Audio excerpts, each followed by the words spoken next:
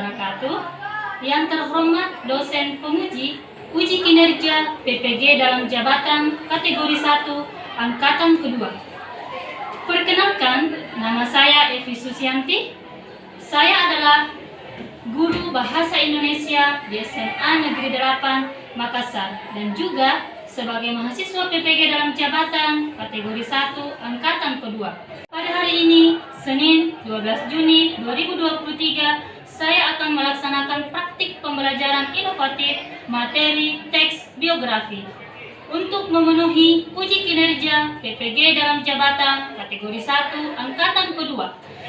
Mohon masukan dan sarannya agar praktik pembelajaran saya ke depan lebih baik lagi. Terima kasih atas segala perhatiannya dan selamat menyaksikan.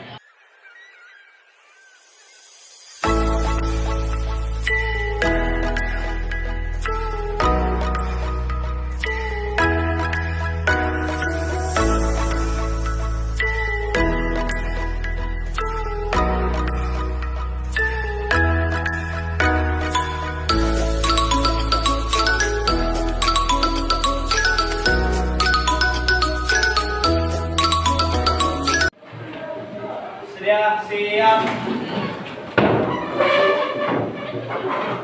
Beri salam. Assalamualaikum warahmatullahi wabarakatuh.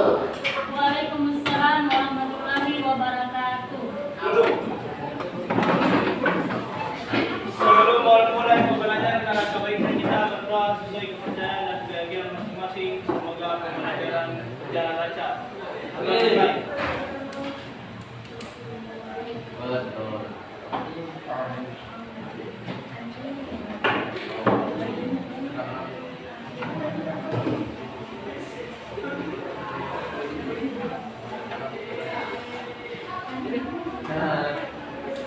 Ibu cek kehadirannya terlebih dahulu ya. Aidil Mardotila, Fauzan, Deni Ferdinanda, Rifania, Nisrina Sakia, Anggun Widayanti, Andini, Ibnu Adam, Muhammad Syawal, Nurul Salsabila, Fikram, Triluna, Andi Fatur, Az-Zahra, Najmi, Dery Anissa. Ya, hari ini ada semua ya? Alhamdulillah hari ini ada semua. Itu patut kita syukuri. Kita selalu bersyukur atas segala nikmat yang diberikan Tuhan kepada kita. Salah satunya adalah nikmat kesehatan. Kita bertemu lagi dalam proses pembelajaran kali ini. Tentunya dalam suasana yang lebih baik, lebih ceria, dan lebih semangat lagi dalam belajar. Ya, pada pertemuan kita hari ini, kita masih membahas materi teks biografi. Pekan lalu sudah pernah kita bahas apa itu pengertian teks biografi, kemudian bagaimana cara mengenal karakter unggul tokoh pada teks biografi.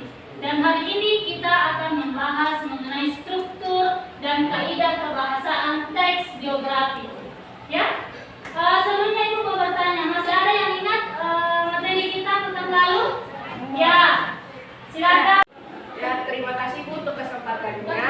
Kali ini saya akan menjelaskan tentang pengertian biografi. Biografi adalah riwayat hidup seseorang yang ditulis oleh orang lain. Terima kasih. Ya, aplaus untuk siapa lagi yang masih ingat pembelajaran kita minggu lalu? Ya, silakan Cesa. Autografi, Bu. Ya, apa itu? Autografi adalah riwayat hidup seseorang yang ditulis oleh diri sendiri. Ya, betul sekali ya. Jadi kalian sudah memahami mengenai teks biografi, sudah memahami perbedaan antara biografi dengan Autobiografi. Bio itu artinya hidup, sedangkan grafi itu artinya tuh tulisan. Berarti sebuah tulisan mengenai riwayat hidup seorang tokoh. Ya, sebelum kita membahas lebih lanjut materi kita hari ini, Ibu akan menyampaikan tujuan pembelajaran yang akan kita capai pada pertemuan kita hari ini. Yang pertama, melalui penerapan model pembelajaran problem-based learning, peserta didik secara berkelompok mampu mengidentifikasi struktur teks biografi dengan tepat. Kemudian tujuan yang kedua, melalui metode diskusi dan kerja kelompok, peserta didik mampu menganalisis makna kaidah kebahasaan teks biografi dengan tepat. Jadi inilah tujuan pembelajaran yang akan kita capai pada hari ini. Untuk membahas lebih lanjut materi struktur dan kaidah kebahasaan teks biografi, kita sedikit dulu ya, supaya lebih semangat lagi, oke? Semua berdiri. Semangat ya.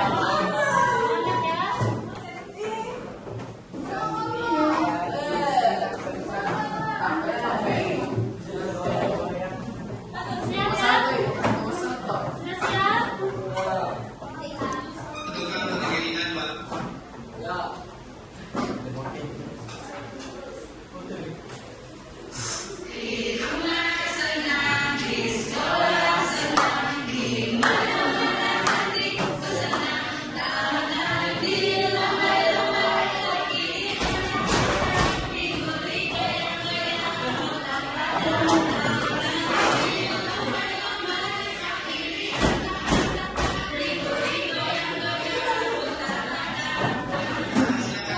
Ibu akan menampilkan sebuah gambar mengenai salah satu tokoh nasional ya. Ini gambarnya. Siapa yang tidak kenal dengan gambar di atas ya? Lalu kita sudah pernah membaca teks biografi mengenai Bapak. Apa yang perlu kita teladani dari karakter Bapak B.J. Habibie? Ya, membuat pesawat terbang. Ada yang mau menjadi Bapak B.J. Habibie? Ya. Dia pantang menyerah, tidak mudah berputus asa, sungguh-sungguh dalam belajar. Jadi siapa yang sungguh-sungguh dalam belajar, maka dia akan mendapatkan cita-cita. Apa yang diinginkan ya? Oke. Kalau ini adalah Sultan Hasanuddin dengan Bapak Pendidikan kita Ki Hajar Dewantara ya. Sudah pernah kita bahas biografinya pekan lalu. Ya, teks cerita ulang. Jadi perlu kalian pahami ya bahwa biografi itu merupakan salah satu jenis teks cerita ulang. Biasanya teks cerita ulang itu disajikan secara kronologis berdasarkan urutan waktu. Seperti halnya dengan teks cerita ulang lainnya seperti teks cerita ulang imajinasi, cerpen ataupun novel. Dalam teks biografi juga memiliki unsur penokohan, latar, dan juga memiliki alur atau rangkaian peristiwa. Ya, paham sampai di sini? Jadi teks cerita ulang itu ada 3 ya, perlu kalian pahami. Yang pertama itu teks cerita ulang personal. Yang mana itu teks cerita ulang personal? Misalnya kalian menulis catatan harian kalian, ya, buku harian itu personal. Apalagi menulis surat pribadi, itu semua termasuk teks cerita ulang personal. Kemudian teks cerita ulang imajinasi, cerpen, novel, teks cerita ulang fakta, berdasarkan fakta, termasuklah teks biografi, autobiografi, catatan sejarah maupun berita-berita yang dimuat di media sosial. Itu semua termasuk teks cerita ulang fakta. Paham ya, sampai di sini paham? Ya, kita bahas mengenai struktur teks biografi. Jadi biografi itu memiliki beberapa struktur. Ada berapa struktur teks biografi? Yang pertama apa? Orientasi. Yang kedua? Dan yang ketiga? Ada 3. Orientasi. Yang mana yang termasuk orientasi?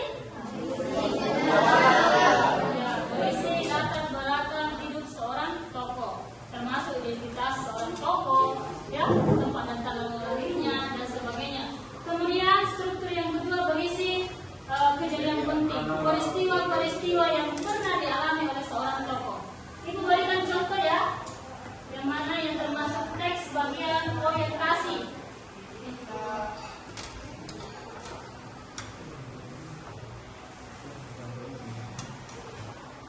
Bisa dilihat teksnya di atas? Bisa.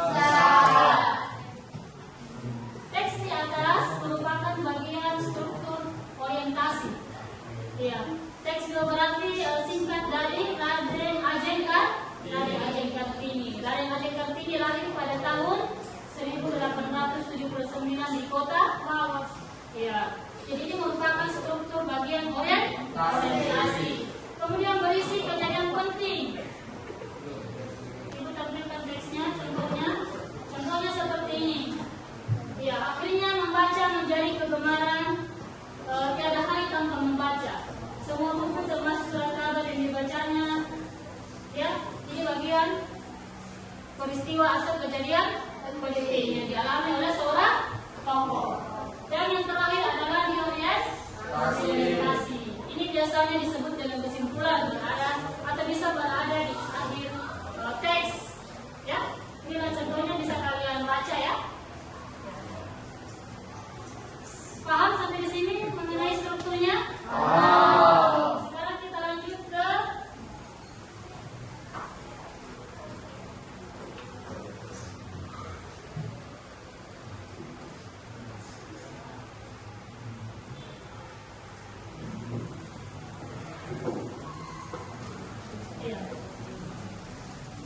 kaidah kebahasan teks biografi. Ada berapa kaidahnya? Yang pertama apa? Menggunakan kata pronomina. Apa itu pronomina? Kata ganti. Contohnya ia, dia, Raden Ajeng Kartini. Ia lahir di kota ini. Berarti ia itu merupakan kata ganti. Kata ganti orang ketiga. Kemudian banyak menggunakan kata kerja. Contoh ya. Contohnya apa? Kata kerja menulis. Apa lagi? Memasak, membaca, dan sebagainya. Ya.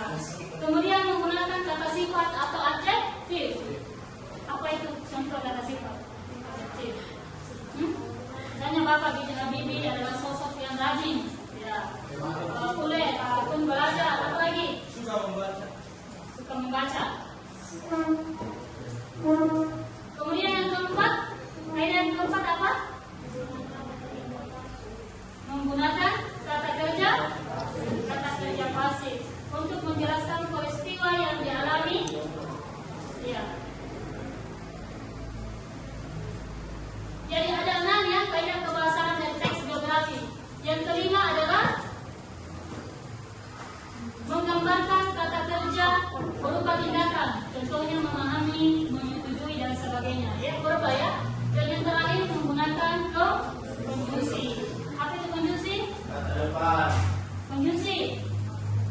Kata kalau proposisi itu kata depan, konjungsi kata penghubung. Contohnya dan, saat, di, ya, paham? Jadi struktur dan kaidah kebahasaan seperti inilah struktur dan kaidah kebahasaan teks biografi. Jadi perlu kalian ketahui juga bahwa hal-hal yang biasanya terdapat dalam teks biografi itu yang pertama, dalam teks biografi itu berisi data pribadi seorang tokoh.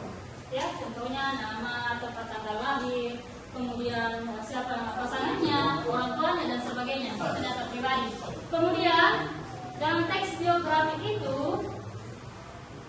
dipaparkan bagaimana prinsip hidup seorang tokoh, ya. Kemudian bagaimana hubungan tokoh dengan temannya, kepada keluarganya, kepada kerabatnya, semua dipaparkan di situ. Kemudian apa prestasi-prestasi yang dialami, yang didapat oleh seorang tokoh sehingga bisa dikenal sampai saat ini. Contohnya tadi Raden Ajeng Kartini. Raden Ajeng Kartini ini merupakan salah satu pahlawan yang memperjuangkan hak-hak seorang perempuan. Ya, sudah paham ya sampai di sini materi kita? Kalian sudah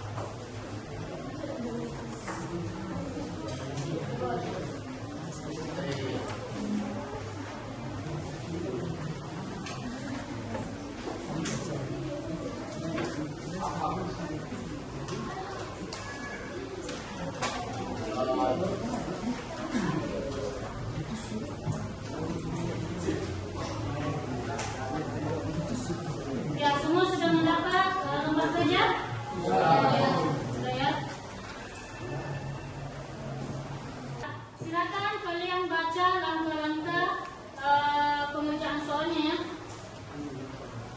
Sudah dipahami bagaimana langkah-langkahnya?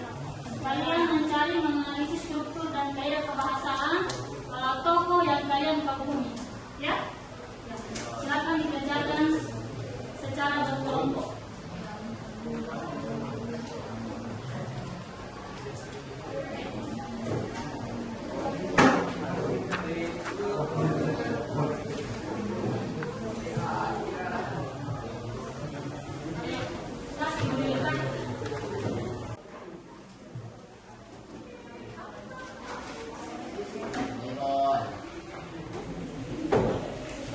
Sudah ada kelompok?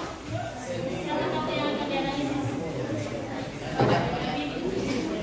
Dianalisis seperti apa itu? Ya. Bagaimana? Siapa? Bagaimana?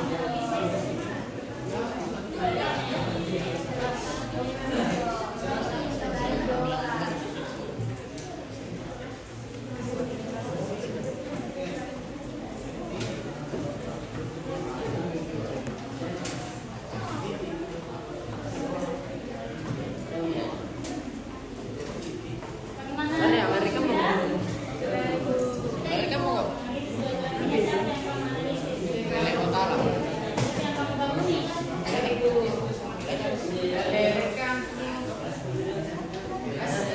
Kamu sudah dapat juga?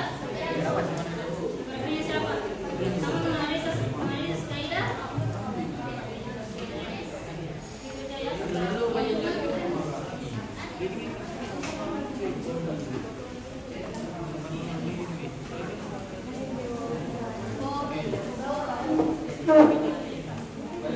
Gimana? Sudah dapat? Tokoh yang akan dianalisis? Menganalisis kaidah dan strukturnya sudah paham ya? Mengenai kaidahnya itu seperti apa? Yang mana yang termasuk kata asli? Konteksnya? Bukan teks. Hasil analisis. Kayak apa? Analisis terusnya ya? Adira, kasih minum. Yang kelihatan tadi.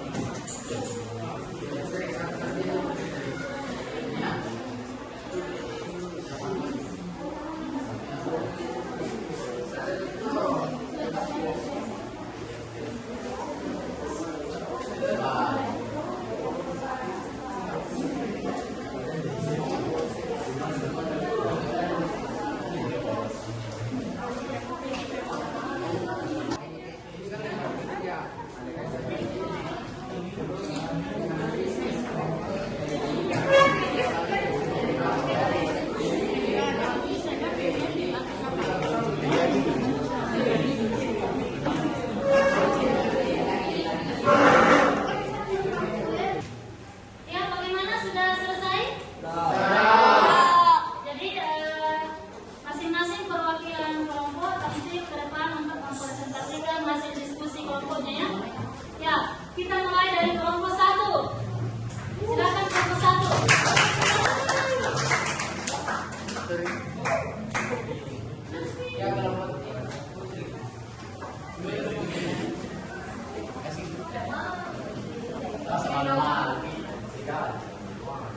Assalamualaikum warahmatullahi wabarakatuh. Perkenalkan, saya perwakilan dari kelompok 1 akan membacakan hasil diskusi kelompok saya. Di sini ada sebuah kutipan teks yang berisi Habibie menikah dengan Asya Ainun Habibie yang kemudian digoyang ke Jerman. Hidupnya makin keras. Di pagi hari, Habibie terkadang harus berjalan ke Jerman ke tempat kerjanya yang jauh untuk menghemat kebutuhan hidupnya. Ia pulang pada malam hari dan belajar untuk kuliahnya.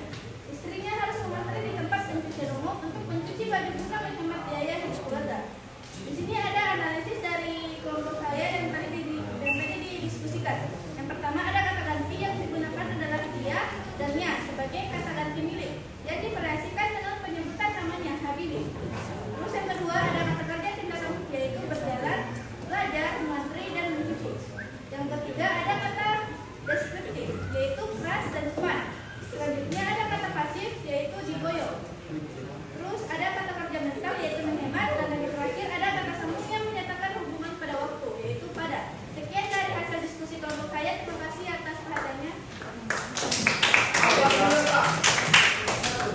Ya, soal sudah tadi penampilan dari kelompok presentasi dari kelompok 1. Apa ada yang ingin memberikan kritikan, saran, tanggapan mengenai presentasinya? Ya, silakan Rifania. Terima kasih atas kesempatannya. Saya akan menanggapi dari kelompok 1. Cara menyampaikannya sudah bagus, cuman cara pembacanya jangan tergesa-gesa. Ya, itu saja. Ya, jadi menurut dari Rifania sudah bagus, sudah betul, analisis kaidahnya, hanya saja cara mempresentasikannya tidak usah terlalu cepat atau tergesa-gesa ya. Ya, itu saja. Kita lanjut, ada lagi ya, kita lanjut kelompok 2. Silakan.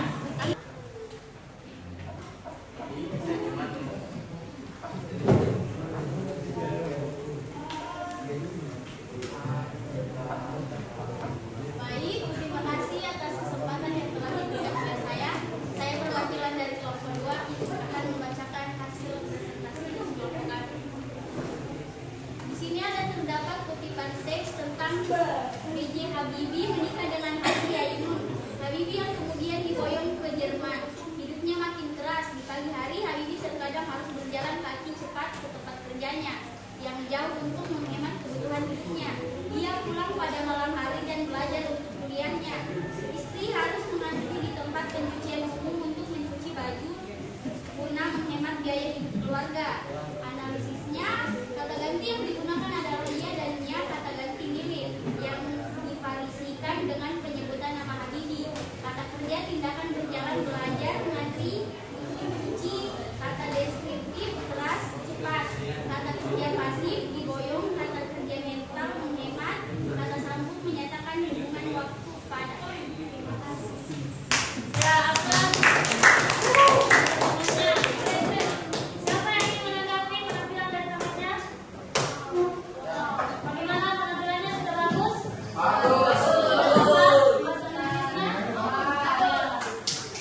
Siapa tahu lagi analisis tadi? Oke, kita lanjut kelompok 3. Silakan kelompok 3.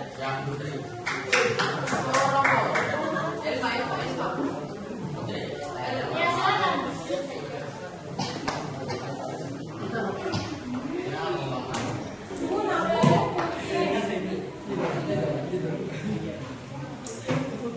Assalamualaikum warahmatullahi wabarakatuh.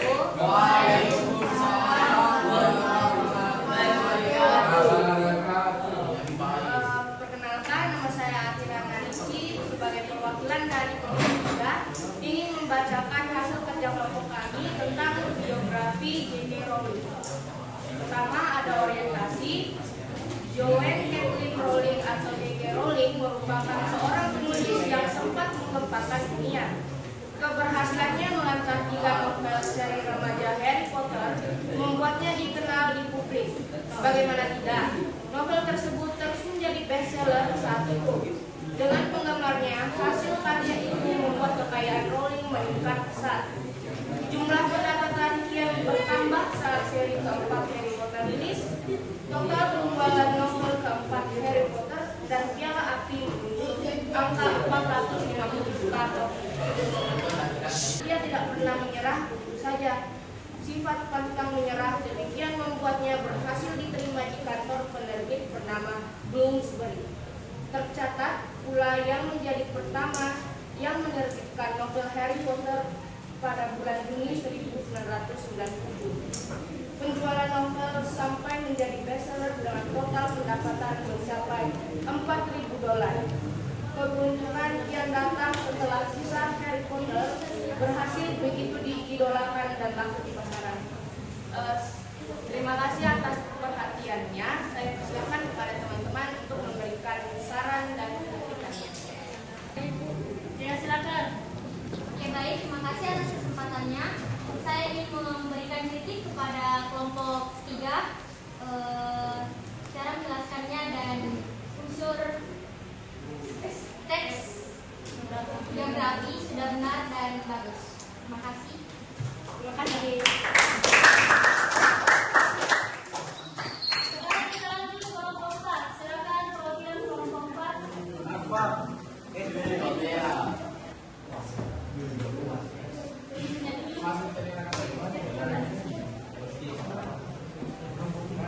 Assalamualaikum warahmatullahi wabarakatuh.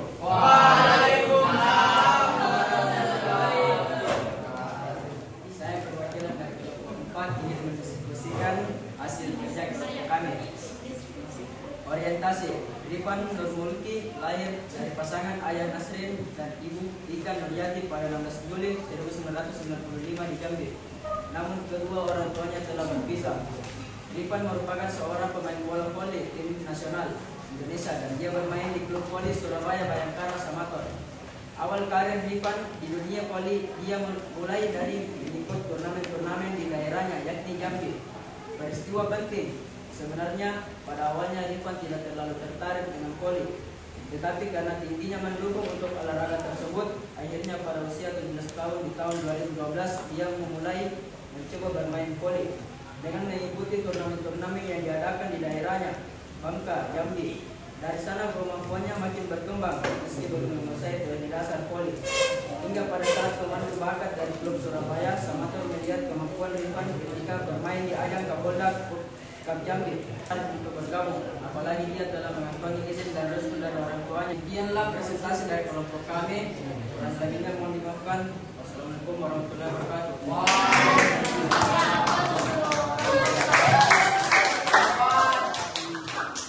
Sekarang kelompok terakhir ya, kelompok 5 silakan.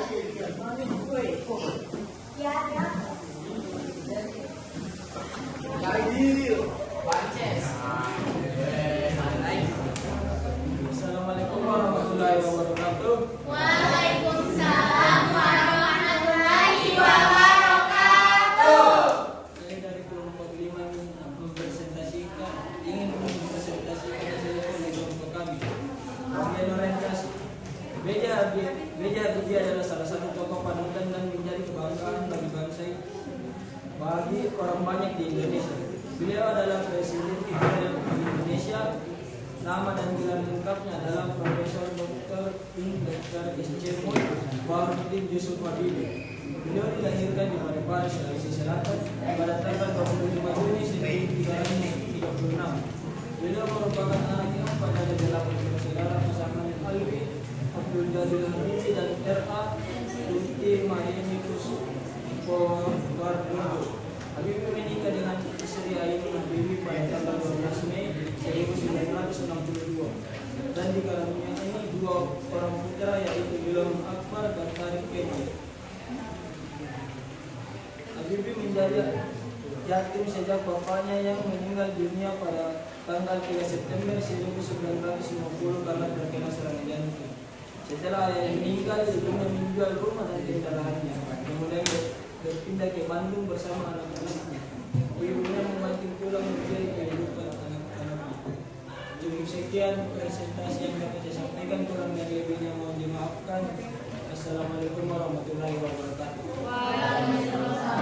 Ya, Pak.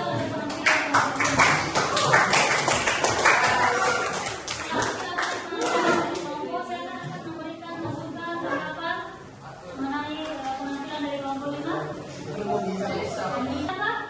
Ya, silakan ke sini. Terima kasih atas kesempatan yang diberikan kepada saya. Di sini saya ingin memberikan sedikit masukan kepada Aidil.